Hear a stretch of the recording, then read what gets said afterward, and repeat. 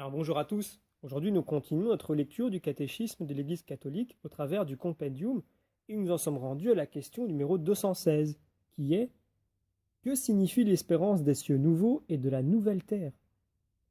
Eh bien, voici la réponse. Après le jugement dernier, l'univers lui-même, délivré de l'esclavage de la corruption, participera à la gloire du Christ avec l'inauguration des cieux nouveaux et de la nouvelle terre. Voir 2 Pierre 3,13. Ainsi sera atteinte la plénitude du royaume de Dieu, c'est-à-dire l'accomplissement définitif du dessein sauveur de Dieu. Récapituler toutes choses dans le Christ, dans le ciel et sur la terre. Éphésiens 1,10. Dieu sera alors tout en tous pour la vie éternelle. 1 Corinthiens 15,28. Alors pour étayer ces propos, prenons les paragraphes 1042 à 1050 du catéchisme de l'Église, donc le début se trouvant sous l'intitulé L'espérance des cieux nouveaux et de la terre nouvelle. Donc à la fin des temps, le royaume de Dieu arrivera à sa plénitude. Après le jugement universel, les justes régneront pour toujours avec le Christ, glorifiés en corps et en âme, et l'univers lui-même sera renouvelé. Alors l'Église sera consommée dans la gloire céleste lorsque, avec le genre humain, tout l'univers lui-même, intimement uni avec l'homme, et atteignant par lui sa destinée, trouvera dans le Christ sa définitive perfection. Cette rénovation mystérieuse qui transformera l'humanité et le monde, la Sainte Écriture l'appelle les cieux nouveaux et la terre nouvelle, voir 2 Pierre 3,13 ou encore Apocalypse 21,1.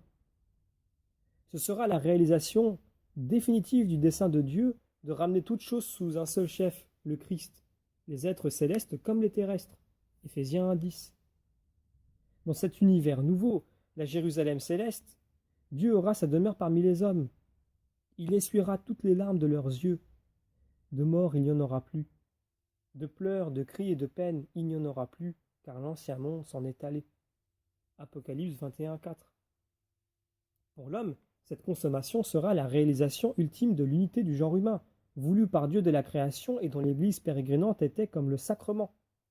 Ceux qui seront unis au Christ formeront la communauté des rachetés, la cité sainte de Dieu, l'épouse de l'agneau. Celle-ci ne sera plus blessée par le péché, les souillures, l'amour-propre, qui détruisent ou blessent la communauté terrestre des hommes. La vision béatifique, dans laquelle Dieu s'ouvrira de façon inépuisable aux élus, sera la source intarissable de bonheur, de paix et de communion mutuelle. Quant au cosmos, la révélation affirme la profonde communauté de destin du monde matériel et de l'homme. En Romains 8, 19, 23, nous lisons: car la création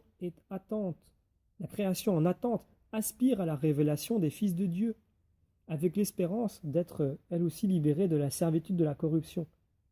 Nous le savons en effet, toute la création jusqu'à ce jour gémit en travail d'enfantement, et non pas elle seule. Nous-mêmes qui possédons les prémices de l'esprit, nous gémissons nous aussi intérieurement dans l'attente de la rédemption de notre corps. Saint Irénée disait que l'univers visible est donc destiné lui aussi à être transformé, afin que le monde lui-même, restauré dans son premier état, soit, sans plus aucun obstacle, au service des justes, donc participant à leur glorification en Jésus-Christ ressuscité. Nous ignorons le temps de l'achèvement de la terre et de l'humanité. Nous ne connaissons pas le mode de transformation du cosmos. Elle passe certes la figure de ce monde déformé par le péché, mais nous l'avons appris. Dieu nous prépare une nouvelle demeure et une nouvelle terre où régnera la justice et dont la béatitude comblera et dépassera tous les désirs de paix qui montent au cœur de l'homme. Mais l'attente de la terre nouvelle, loin d'affaiblir en nous le souci de cultiver cette terre, doit plutôt le réveiller. Le corps de la nouvelle famille humaine y grandit, y offre déjà quelques ébauches du siècle à venir. C'est pourquoi, s'il faut soigneusement distinguer le progrès terrestre de la croissance du règne du Christ, ce progrès a cependant beaucoup d'importance pour le royaume de Dieu dans la mesure où il peut contribuer à une meilleure organisation de la société humaine.